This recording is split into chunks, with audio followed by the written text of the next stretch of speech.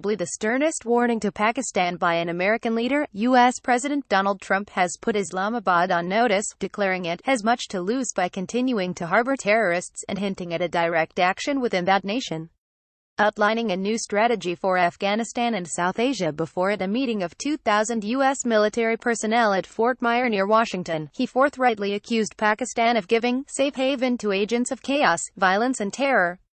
And BSP, in an implied warning to Islamabad, he added, "These killers need to know they have nowhere to hide, that no place is beyond the reach of American arms," asserting that the next pillar of our new strategy is a change in our approach to Pakistan. He reverted to his trademark blunt style and said, "We can no longer be silent about Pakistan's safe havens for terrorist organizations, the Taliban and other groups that pose a threat to the region and beyond.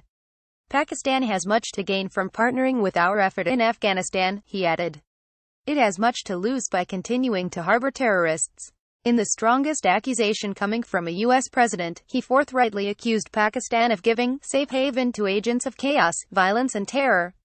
"We will also expand authority for American armed forces to target the terrorist and criminal networks that sow violence and chaos throughout Afghanistan," he said. "These killers need to know they have nowhere to hide, that no place is beyond the reach of American arms. I have already lifted restrictions the previous administration placed on our warfighters that prevented the Secretary of Defense and our commanders in the field from fully and swiftly waging battle against the enemy," he said. While he talked of a new strategy, he played the cards close to his chest. He did not provide any specifics, saying, "We will not talk about numbers of troops or our plans for further military activities." He added that he would not set any timetables, which his predecessor Barack Obama had. Trump said, "From now on, victory will have a clear definition: attacking our enemies, obliterating Islamic State, crushing Al-Qaeda, preventing the Taliban from taking over the country and stopping mass terror attacks against Americans before they emerge."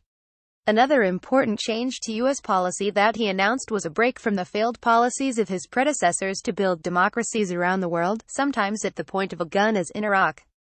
He called the new policy principled realism and said, "We will no longer use American military might to construct democracies in faraway lands, or try to rebuild other countries in our own image. Those days are now over." He added, "We are not asking others to change their way of life but to pursue common goals that allow our children to live better lives."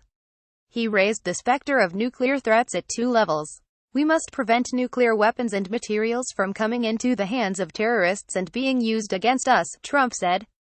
The other danger he saw was from Pakistan's backing for terrorists against India.